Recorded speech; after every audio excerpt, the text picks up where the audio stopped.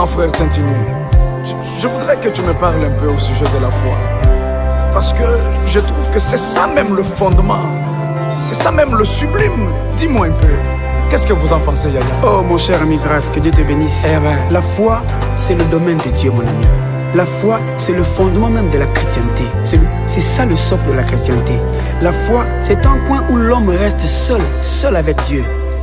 La foi, c'est quand le visible disparaît. L'homme reste avec l'invisible. Alléluia. La foi, c'est ce qui fait la force d'un chrétien. Tout ce qu'on reçoit de Dieu, on le reçoit par la foi. Et la Bible déclare que sans la foi, il est impossible de lui être agréable. Mais quelle foi? Pas une foi en l'air, mais la foi qui a comme soubassement, comme base, la parole infaillible de Dieu. Alléluia. Oh Jésus, merci Yaya. Gloire au Seigneur. Je me sens plus religieux. Alléluia, alléluia, alléluia. Un jour dans l'histoire, un ami de Jésus rencontra la mort. Un jour dans l'histoire, un ami de Jésus rencontra la mort. La mort. Bonjour mes frères et sœurs, chers téléspectateurs, vous tous qui nous suivez de partout pendant cet instant, soyez le bienvenu dans notre grande émission qui vous a toujours été présentée chaque fois par votre cher bien-aimé frère Robert Zani. Vraiment, c'est un moment très important parce que c'est une chaîne qui est chrétienne, qui nous console. Des fois, il y a les autres qui sont dans des prisons, il y a les autres qui, pour le moment, se trouvent dans les lits des hôpitaux, il y a les autres qui sont dans de différents lieux où ils se trouvent coincés dans une très grande difficulté. Ça, c'est un moment pour vous que nous venons avec des paroles qui vous encouragent, surtout la parole de Dieu. Chaque fois, nous vous demandons d'être branchés chaque fois, de vous abonner sur notre chaîne qui l'adresse s'affiche au bas de vos écrans, vous tous qui nous suivez ou qui êtes branchés à cet instant. Je crois qu'avec ce petit sujet que nous allons traiter avec vous dans quelques minutes, il s'agit de la prière.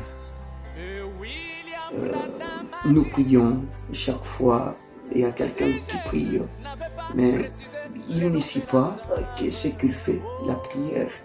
Et surtout, nous allons parler de l'importance de la prière. Et veuillez nous retrouver. Yeah.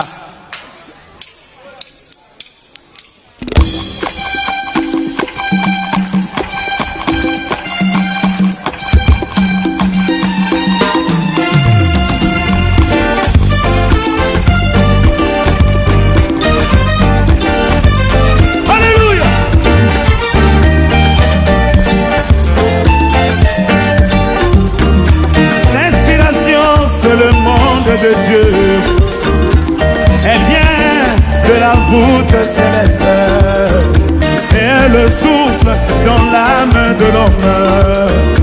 Elle est plus forte que oh, l'inspiration, c'est le monde de Dieu. Elle vient de la voûte céleste et elle souffle dans l'âme de l'homme. Elle est plus forte que les Écritures.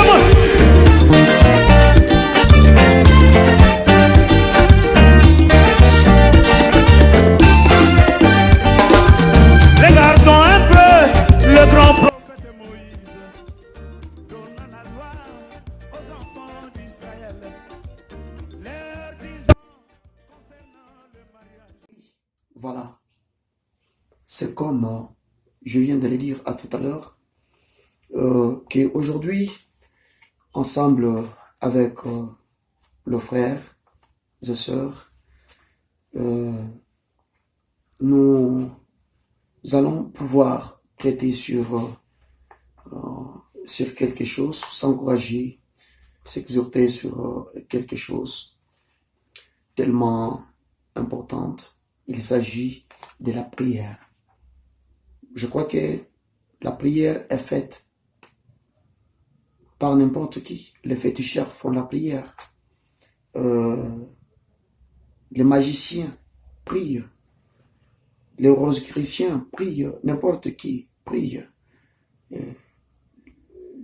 Les mahométans prient. Les kimangistes, n'importe qui prie. Les chrétiens prient. Mais pour d'abord pouvoir comprendre quelque chose, avant de donner l'importance de la prière, il faut que nous sachions d'abord la prière, c'est quoi?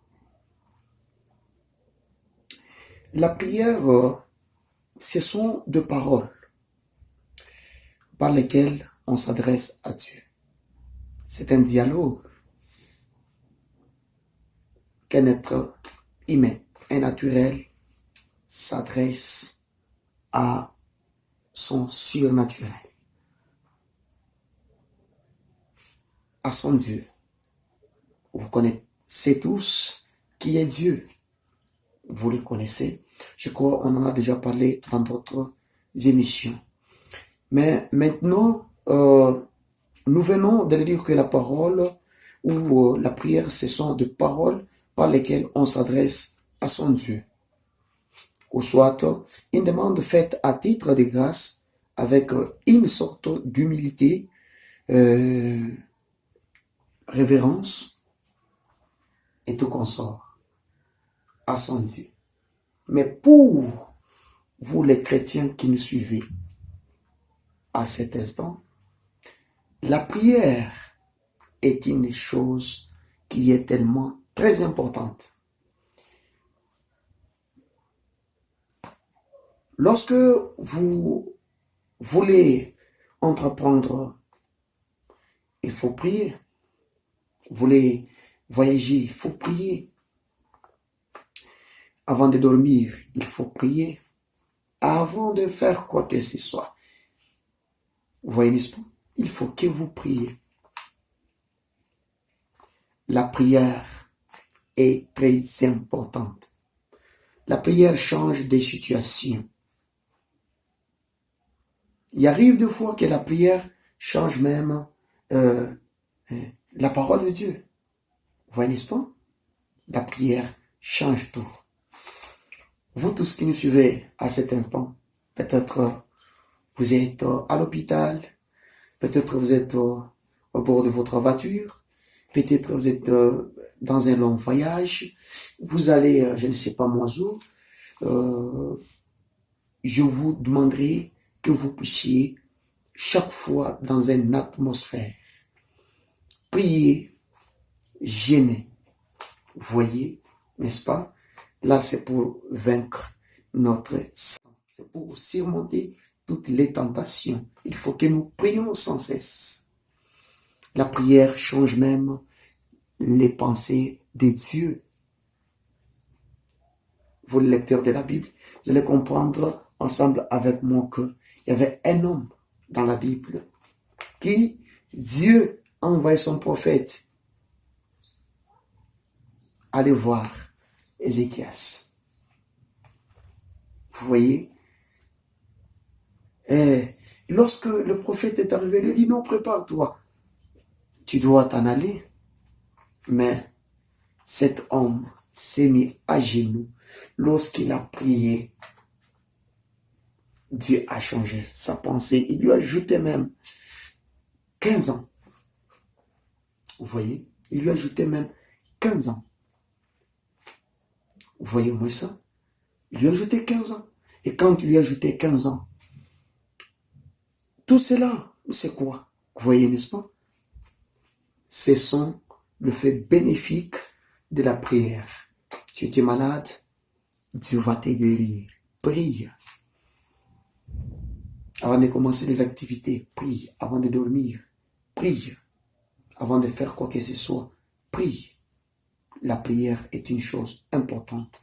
Tous les plans diaboliques, tout ce que le diable peut préparer, tout ce qu'on peut faire pour vous faire échouer, la prière a la capacité de changer. Mais je vais terminer pour dire ceci. La vraie prière se termine toujours au nom puissant du Seigneur Jésus-Christ. C'est le nom qui est au-dessus de tous les noms. Le nom qui nous est donné. Le nom qui donne la vie.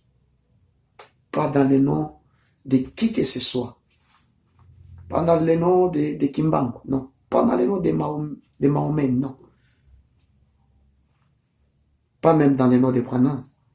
Mais plutôt au nom du Seigneur Jésus-Christ. Le nom qui sauve. Voyez, Jésus aujourd'hui, dans ces temps de la fin.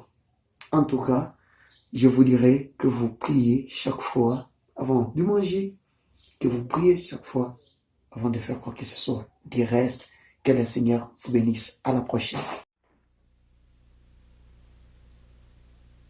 Now, to you who believe, the angel of God who has been sent to me to help you to believe Jesus Christ is not 2 foot from where I'm standing right now. If you believe me to be His servant, you'll take my word. I can't make you believe it. You only have to believe it. He's here now at the platform. Now the Lord bless you while I talk to the woman. Everyone be in prayer. These are sick people. Now if this lady says that she is a stranger to me, I never seen her in my life, no way at all of knowing her any way at all. Now I could not heal her no more than I could save her. And you know I couldn't do that. But Jesus Christ has already did all of that when He died at Calvary, but He sent gifts into His church. Is that right? If it is, say amen. Right. And the gifts are to what? Edify the church. Is that right? In other words, to see believers, unbelievers come in and say, truly, the Bible said, if you all speak with tongues and there come in the unbelievers, well, they'll say you're mad. But if there be one prophesy and reveal the secrets of the heart, then won't that unbeliever fall down and say, truly, God is with you? Is that right? That's exactly right. All right, you believe now with all your heart that Jesus Christ, the Son of God, is here now to perform and to do the things that He promised He would do. Lady, I just want to talk to you and the reason I'm doing this is to contact your spirit. Will you believe with all your heart? And if God will just reveal to me what is wrong with you, will you accept Him as your healer? You would. Now, we are strangers, I suppose, are we? Never seen each other in life nowhere. But God knows what's wrong with you, isn't that right? You're one of your greatest saints. You're anemic also. Isn't that right? You believe that God will make you well? Lord Jesus, I pray that you'll heal the woman. Make her well, Father. May she go from here tonight and be made completely whole. In Jesus Christ's name I ask it. Amen. Now, go rejoicing. Pray. Now, that's according to your faith, sister. See, He never told me one thing, just said what was wrong with you. Watch what He says, see. What He tells you, that you do. Now, that's totally up to you, see. You believe it. You said you'd accept it. Now, He took it your word. You take Him at His word. Go testify the same, you'll get well. Amen. Let's say, thanks be to God. Amen. I'm trust that God is blessing you all out there now to where you can't disbelieve any longer. It would be a sin for you to disbelieve now. After God has sent His Son and has performed this thing that He speaks of now and has done all these signs, and you have sent His Bible, sent His preachers, sent His gifts, and you're still disbelieving, there's nothing left for you but to be condemned at the end. Is that right? But the only thing this is to do is to glorify God and to reveal Jesus Christ.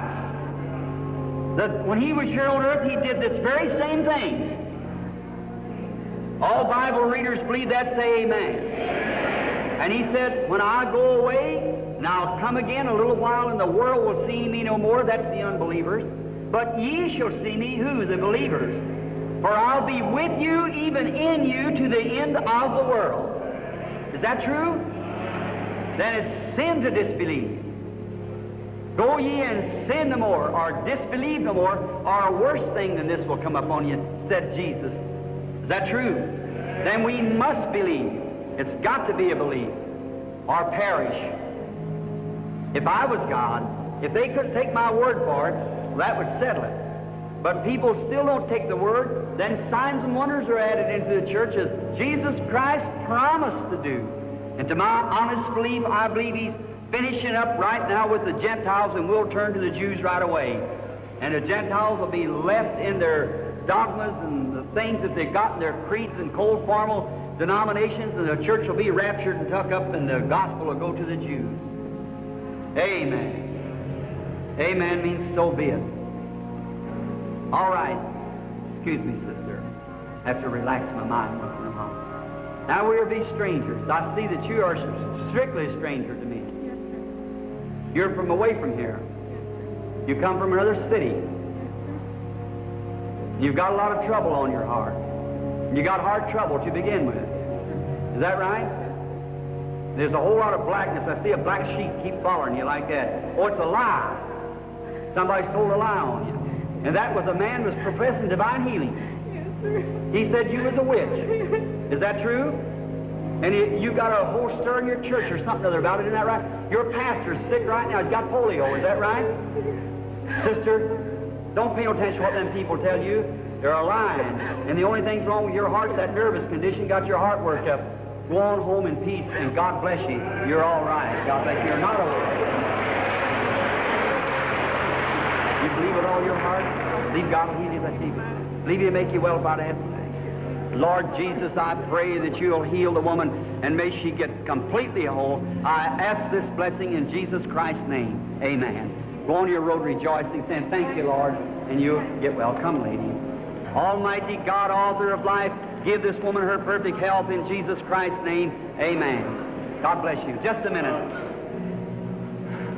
Something happened to you. You know that. You're aware of that. Is that right? Why, it's all over the building. And every person here could be healed right now if you'd believe it.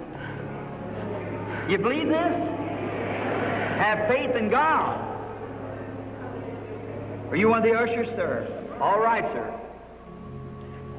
That lady sitting right there got heart trouble, that speckled dress on. Stand up, lady. He just healed you. They have that heart trouble. You believe that with all your heart? All right. There's such a lady there with her handkerchief up crying. Just had a lick on the head the other day. She's got a headache, it's calling it. Is that right? Stand up and accept your healing in Jesus Christ's name. Amen. How many of the rest of you want to accept your healing? Jesus Christ is right here now to heal you. Do you believe that? All that wants to be healed, stand to your feet right now. Every person in the building that wants to be healed, stand to your feet. Raise up your hands like this to God. Almighty God, the author of life, the giver of every good gift, as thy Spirit is here tonight, I pray that you'll heal every person in this building. Thou art here, the Holy Spirit is here. And I now, as your servant, along with these other servants, curse every disease that's in here. May the Jesus Christ, the Son of God, heal every person in here. Satan, leave these people in Jesus Christ's name. Now that the people that's got their hands up, say, praise God, and go to rejoice, giving God. All right, brother.